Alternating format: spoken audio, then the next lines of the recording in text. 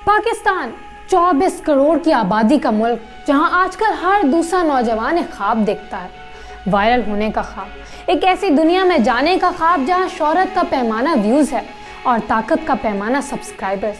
लेकिन इस चमकती धमकती स्क्रीन के पीछे एक हकीकत छुपी है, एक ऐसी हकीकत जो तल्ख भी है, तारीख भी है और खौफनाक भी। ये कहानी उन सितारों की है जो रातों रात मकबूल तो हो गए, मगर उनकी मकबूलियत ही उनका सबसे बड़ा इम्तिहान बन गई। उन्हीं में से एक किरदार है रजब बट।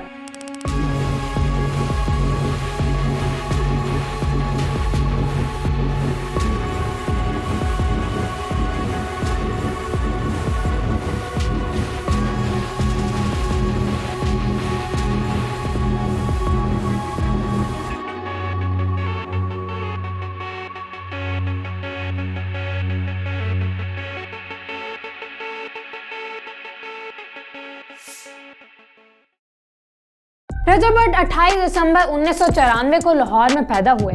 वो अपने वालिदैन के इकलौते बेटे थे, एक आम मुतवस्सित तबके का लड़का जिसकी जिंदगी का महवर इसकी माँ थी।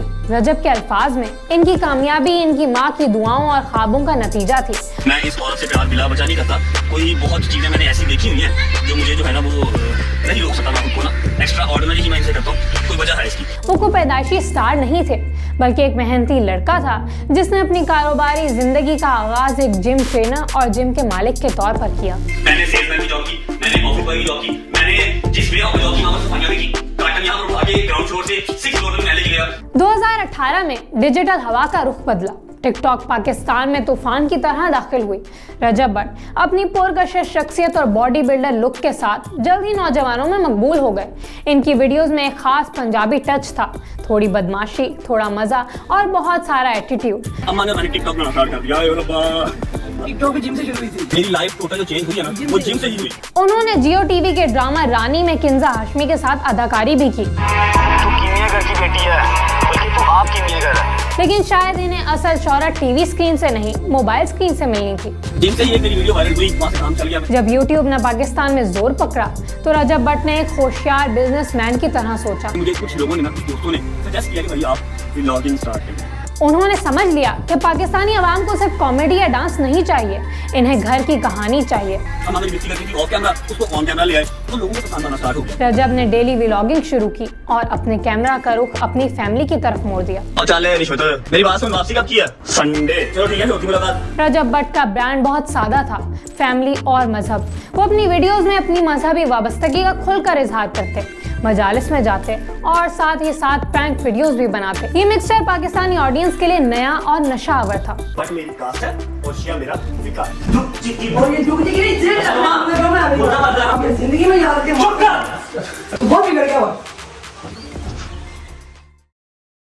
रजब बट के आइडल्स बदल रहे थे।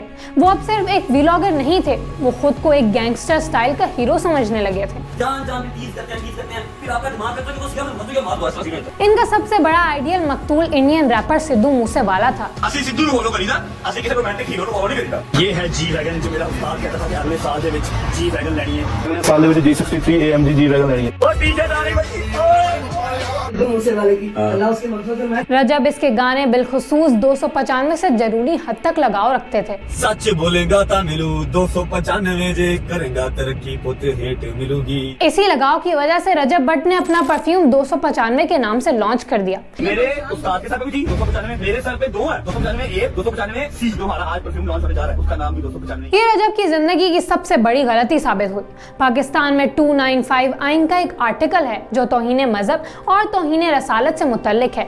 शायद ये बात रजब बट नहीं जानते थे। इन पर इल्जाम लगा कि इन्होंने जानबूझकर मजहब की तौहीन की है।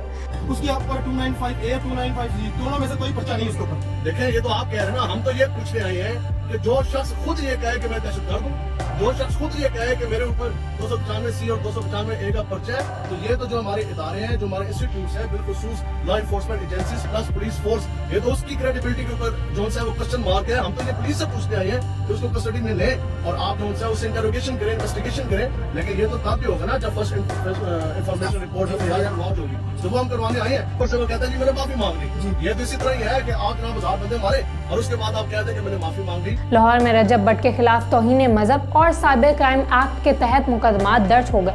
सोशल मीडिया पर तूफान आ गया। बिस्मिल्लाहिर्रहमानिर्रहीम। मेरा नाम है जी रजब। कुछ दिन पहले मैंने अपना परफ्यूम 295 के नाम से लॉन्च किया था। इसमें मेरा हरगिज़ मकसद कानून है न मुझसे रिसालत 295A 295C तो मैं बिल्कुल इनकारी नहीं। मेरा बिल्कुल मकसद ये नहीं था। मैं दिलो जान से कानून न मुझसे रिसालत को तस्लीम करता हूँ। मैं अल्लाह और उसके रसूल सल्लल्लाहु अलैहि वसल्लम की बारगाह में खड़ा होकर माफी मांगता हूँ और तौबा करता हूँ। मेरे इन अल्फाज से अगर किसी मुसलमान की भी दिलआज़ारी हुई है तो मैं आप सबसे भी माफी मांगता हूँ। मैं अभी ऐलान करता हूँ कि 295 फिल्म को मैं अभी डिसकंटिन्यू कर रहा हूँ, खत्म कर रहा हूँ। वो मदाह जो कल तक इन पर जान छिड़कते थे अब इनके खिलाफ नारे लगा रहे थे। रजब को एहसास हुआ कि अब इनकी यूट्यूब सल्तनत इन्हें इस आग से नहीं बचा सकती। बिल्कुल खाना काबा के सामने खड़े होकर मैं बात कर रहा हूँ। आज का ब्लॉग करना मेरे लिए बहुत मुश्किल था। मैं इस पाक जगह पे खड़ा होकर मैं अल्लाह के सामने ये कन्फेस करता हूँ कि जहाँ पर मैं गलत हूँ मेरा मालिक मुझे सजा दे जो मेरी बनती है, लेकिन जहाँ मैं गलत नहीं हूँ, जहाँ ये दुनियादारी बिला वजह मुझे ले गई, मेरा मालिक एक एक का हिसाब मैं अपने अल्लाह पे छोड़ता हूँ। जब रजब भट्ट मजहबी तनाज़े में फंसे हुए थे, लाहौर के दूसरे कोने में एक और तूफान तैयार हो रहा था। डकी भाई पाकिस्तान के सबसे बड़े रोस्टिंग यूट्यूबर जिनके सब्सक्राइबर्स की तादाद उस वक्त 6 मिलियन से ज़्यादा थी, वो अपनी करोड़ों की लाइफस्टाइल दिखाकर मशहूर थे। 17 अगस्त 2025 की सुबह डकी भाई के लिए इस साल की आखिरी पुरसुकून सुबह थी। वो एक कॉन्फ्रेंस में शिरकत के लिए अपनी बीवी के साथ मलेशिया जा रहे थे जब national cyber crime investigation agency ने इन्हें एयरपोर्ट से गिरफ्तार कर लिया। इल्जाम ऑनलाइन जुए की ऐप्स की तशहीर। इस वक्त यूट्यूबर डकी भाई की गिरफ्तारी का हर तरफ चर्चा है। डकी भाई को लाहौर एयरपोर्ट पर उस वक्त गिरफ्तार किया गया जब अब इन्होंने मुल्क जा रहा था। NCCIA लाहौर ने मारूफ यूट्यूबर सादुर रहमान और डकी भाई के खिलाफ मुख्तलिफ इल्जाम के तहत मुकदमा दर्ज कर लिया। सोशल मीडिया पर खामोशी छा गई। डकी भाई गायब हो गए। 100 दिन तक इनके चैनल पर कोई वीडियो नहीं आई। जेल की सलाखों के पीछे इनकी जिंदगी की एक भयानक ट्रेजेडी जन्म ले रही थी। ये मैं क्या बताऊँ। खैर मैं तब बड़ा हेल्पलेस होता हूँ। मैं समझ नहीं आती कि मैं क्या करूँ और किस तरह इससे निकलूँ। मैंने क्या किया ऐसा। डकी के मुताबिक इन्हें बदतरीन जहनी और जिस्मानी तशद्दुद का निशाना बनाया गया। उन्होंने हुकाम को अपने तमाम पासवर्ड्स दे दिए। मेरा 23 दिन का रिमांड लिया गया। वो सारी इन्वेस्टिगेशन मैंने पहले 23 मिनट के अंदर दे दी। खैर मेरे से वो जो सवाल करते गए मैं उनको बताता गया। मेरे पास 3 मोबाइल थे, मैंने तीनों मोबाइल के पासवर्ड उनको दिए। उन्होंने मेरे से मेरे जीमेल अकाउंट के पासवर्ड पूछे, मैंने वो भी उनको ऑन द स्पॉट दिए। उन्होंने मेरे से मेरे लैपटॉप का पासवर्ड पूछा, मैंने उनको ऑन द स्पॉट दिए because I had nothing to hide. लेकिन इनके क्रिप्टो अकाउंट से $3,26,000 यानी तकरीबन 9 करोड़ रुपए निकाल लिए गए। डकी भाई की गिरफ्तारी ने यूट्यूबर कम्युनिटी की बुनियादें हिला दी। सबसे ज्यादा खौफजदा सिस्टोलॉजी ग्रुप था।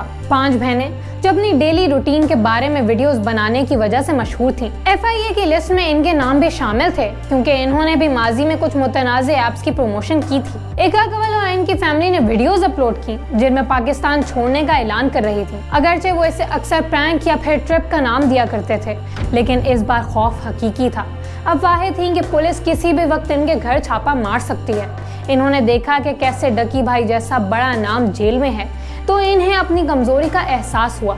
सिस्टोलॉजी की वीडियोस में वाज़ेह घबराहट देखी जा सकती थी। प्लीज अपने मुंह से कुछ खबरी सुना दे। सही बताए ना रीब, ये ऐसे नहीं मैंने मानना। आप टिकट दिखाएं फटाफट। दुआओं की जरूरत पड़ गई है। हीथ्रो एयरपोर्ट की हमारी फ्लाइट है लेकिन है अकेलापन है। सफर मुश्किल है। तगड़े होके अल्लाह खैर करेगा, कोई मसले वाली बात नहीं है। मुझे अपने कानून पर पूरा यकीन है। उधर रजब भट्ट पाकिस्तान से निकलकर बरतानिया पहुंच चुके थे, ये सोचकर कि शायद वो वहां महफूज रहेंगे, लेकिन इनका माजी इनका पीछा कर रहा था। तकरीबन 6 माह बाद बरतानवी होम ऑफिस ने इनका वीजा मंसूख कर दिया। वजह क्या बनी?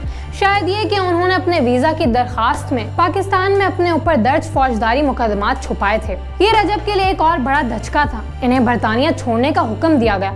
अगरचे इनके वकील मियां अली अशफाक ने दावा किया कि वो डिपोर्ट नहीं हुए बल्कि अपनी मर्जी से वापस आ रहे हैं, लेकिन जराए बताते हैं कि इन्हें मजीद कयाम की इजाजत नहीं दी गई। अच्छा बट साहब, कल ये खबर चली थी कि जनाब आपको डिपोर्ट कर दिया गया, इसमें कितनी सदाकत है? नहीं सर, बिल्कुल बुलशिट सी बात है। कोई डिपोर्टेशन नहीं हुई और डिपोर्ट होके इंसान बिजनेस क्लास में वापस नहीं आता। मैं बिजनेस क्लास में आया।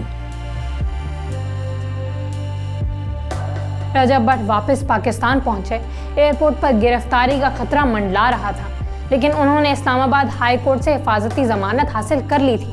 वो जानते थे कि अब फरार मुमकिन नहीं, इन्हें पाकिस्तान के अदालती निजाम का सामना करना ही पड़ेगा। आपको प्रोटेक्टिव बेल मिल गई है। कब तक पेश हो रहे हैं कराची में? कराची में विद इन 10 डेज होना हमें, इंशाल्लाह 10 दिन के अंदर होंगे पेश। रजब भट्ट भी अब मोहतात हैं। 295 का बाब शायद बंद हो चुका है, लेकिन इसके निशान बाकी हैं। उन्होंने सीख लिया है कि शोहरत दो धारी तलवार है।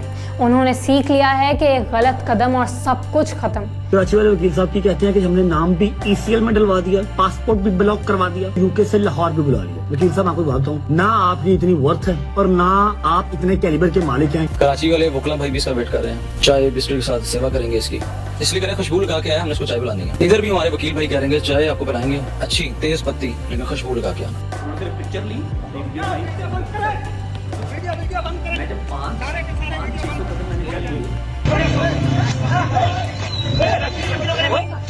हाँ रजब भाई, कैसा हुआ भाई? सही है ना? अभी आप माफी मांग रहे नहीं यार बस आइंदा भाई नहीं करेगा। ठीक है, हमारी बात हो गई है तो इंशाल्लाह आइंदा ये जो है नानी वाला भी हमारे साथ है, आइंदा इंशाल्लाह जो नहीं करेगा। इसने मेरे ऊपर 150+ वीडियोस बनाई हैं। रजब भट्ट को रजब भट्ट आया था, तो रजब भट्ट ने जिस तरह रजब भट्ट 2% का पेन ब्लॉगर, चलो रजब भट्ट के खिलाफ मुकदमा, रजब भट्ट के खिलाफ जब यहूदियों का एजेंट रजब भट्ट। हेलो, रास्ता कहाँ से कमरों का? कौन है ऐसे जो तुम लोगों का? जहांगीर कौन है ऐसे जो आप ऐसे सिटी कोर्ट के? कहाँ है? ये तू ऐसे तो आ गया है। अरे इसको तो चंपे मारवाओ, लेके आओ उसकी। चुप कर बे। 4 घंटे अपने थाने में चलो। मैंने अपना सारा केस पुट किया, मैंने कहा जी मैंने करनी है। अली भाई ने, मियां अली शवाक ने अपने ऊपर लेके वो केस, अली भाई उसके मुद्दई बने, अली भाई ने FIR दी, मैं कंप्लेनेंट भी इसमें बना, हमारी FIR लॉन्च हो गई। एक वकील के भाई के ऊपर एक प्राइवेट बंदे के लिए FIR करवाए तो एक बहुत ज्यादा against the ethics, against the manners है। मारूफ यूट्यूबर रजब भट्ट के वकील अली अशफाक का लाइसेंस मुअत्तल कर दिया गया। लाइसेंस पंजाब बार की जानिब से मुअत्तल किया गया। डकी भाई की जेल यात्रा और रजब की जिलावतनी ने पूरी यूट्यूबर कम्युनिटी को ये पैगाम दिया है कि डिजिटल दुनिया के कवानीन अब बदल चुके हैं। रियासत अब इन्हें और इनके कंटेंट को देख रही है। डिजिटल वर्ल्ड की ये कहानी हमें बताती है कि कामयाबी का कोई शॉर्टकट नहीं होता। जो जितनी तेजी से ऊपर जाता है, इतनी ही तेजी से नीचे भी आ सकता है। पाकिस्तान की यूट्यूब इंडस्ट्री अब अपने बचपन से निकलकर बलूगत के मुश्किल दौर में दाखिल हो चुकी है, जहां हर अमल का हिसाब देना पड़ता है। डकी भाई और दीगर यूट्यूबर्स के खिलाफ क्रैकडाउन की बुनियादी वजह जुए की ऐप्स थी। ये ऐप्स पाकिस्तान से अरबों रुपए बाहर मुंतकिल कर रही थी। ये ऐप्स यूट्यूबर्स को भारी मुआवजा या करोड़ों रुपए देकर ब्रांड एम्बेसडर बनाती थी। यूट्यूबर्स अपने मासूम फॉलोअर्स को लालच देते कि मैंने 5 मिनट में 50,000 कमाए, लेकिन साइड इनकम जनरेट होगी फिर ही यशियां होगी, और साइड इनकम जनरेट करने के लिए दी बेस्ट ऐप। और आप ट्रेडिंग करके 90% तक का प्रॉफिट हासिल कर सकते हैं। आप सबको ट्रेडिंग करके दिखाऊंगी और आपको बताऊंगी कि आप किस तरह से पैसे। इसका नुकसान ये हुआ कि हजारों नौजवानों ने अपनी जमा पूंजी इन ऐप्स में गंवा दी। रजब भट्ट का केस इस लिहाज से मुनफरिद था कि ये मालियाती नहीं बल्कि मजहबी था। रजब ने सिद्धू मूसेवाले की मोहब्बत या तकलीद में पाकिस्तान के सबसे हसास कानून को फैशन स्टेटमेंट बनाने की कोशिश की। शायद उन्होंने ये अनजाने में किया होगा, लेकिन बहरहाल ये इनके लिए इनकी जिंदगी का सबसे बड़ा चैलेंज बन गया। रजब का फौरी माफी मांगना और परफ्यूम बंद करना इनकी जान बचाने का वाहिद रास्ता था, वरना हजूम का तशद्दुद पाकिस्तान में एक तल्ख और अफसोसनाक हकीकत रही है। रजब भट्ट का बरतानिया से निकाला जाना यूट्यूबर्स के लिए एक वेकअप कॉल है। बरतानिया और दीगर मगरबी मुमालिक वीजा दरख्वास्तों में क्रिमिनल रिकॉर्ड छुपाने को बहुत संजीदगी से लेते हैं। रजब के खिलाफ पाकिस्तान में तौहीन मजहब और बगैर इजाजत शेयर रखने के मुकदमात दर्ज थे। जब इन्होंने ये छुपाया तो इनका वीजा मनसूख कर दिया गया। ये साबित करता है कि आप मुकामी कवानीन तोड़कर आलमी सतह पर आज़ाद नहीं घूम सकते। इसके साथ साथ डकी भाई के घर का तनाज़ा इस बात की निशानदेही करता है कि सोशल मीडिया पर नजर आने वाली दौलत अक्सर जाली होती है। ये एक मार्केटिंग स्ट्रैटेजी है। यूट्यूबर्स महंगी गाड़ियां और घर दिखाकर ये तासुर देते हैं कि वो बहुत कामयाब हैं, ताकि लोग इनके प्रमोट किए हुए ब्रांड्स पर भरोसा करें। जब एक प्रॉपर्टी डीलर ने इंकशाफ किया कि डकी का घर किराए का है, तो ये सिर्फ एक घर की बात नहीं थी, बल्कि इस पूरे लाइफस्टाइल ब्रांड की साख मजरू हुई जो इन्होंने बनाया था। डकी भाई ने ये हमसे घर लिया जी रेंट पे। मेरे पास बेसिकली उसका कॉन्ट्रैक्ट भी है जो उसने रेंट पे लिया 4.5 लाख रुपए में। उसने झूठ बोला अपनी उस ऑडियंस के साथ जो उसको बहुत ज्यादा ट्रस्ट करती है, बच्चे हैं और सारे यंगस्टर्स, उन सारी जनरेशन को ये खराब कर। सिस्ट्रोलॉजी ग्रुप का रद्द-ए-अमल सबसे ज्यादा फितरी था। वो बुनियादी तौर पर फैमिली एंटरटेनर्स हैं, लेकिन पैसे की दौड़ में वो भी मशकूक ऐप्स की तशहीर में मुलविस हो गई। जैसे ही क्रैकडाउन शुरू हुआ, इनका पहला रद्द-ए-अमल मुल्क छोड़ना था। ये इनकी हुब्बुल वतनी के दावों और कानूनी निजाम से खौफ को जाहिर करता है। इनकी वीडियोस में रोना धोना और फिर इसे प्रैंक कहना इनकी कंफ्यूजन और दबाव को जाहिर करता है। व्यूअर्स, डिजिटल वर्ल्ड देखने में बहुत चार्मिंग लगती है, लेकिन दरअसल इसमें बहुत सी ट्रेजेडीज भी छुपी हुई होती हैं, बहुत सी बनावट, बहुत सा जालीपन और आंखों का धोखा। जो जैसा नजर आता है वैसा दरअसल होता नहीं है। फैमिली व्लॉगर्स की जिंदगी में आने वाले हालिया चैलेंजेस इसी तल्ख हकीकत की तरफ इशारा करते दिखाई देते हैं। यार क्या कर दिया यार, अपना फेम ही अपने यहाँ से पकड़ा गया है, यहाँ से पकड़ लिया अपने फेम ने। व्यूअर्स, इससे पहले हमने डकी भाई की जिंदगी पर भी एक वीडियो बनाई थी, अगर आप देखना चाहते हैं तो यहाँ क्लिक करें, कमेंट सेक्शन में हमें अपनी राय से आगाह करें और हमारे चैनल बिप्ता को सब्सक्राइब कर दें। अल्लाह हाफ़िज़।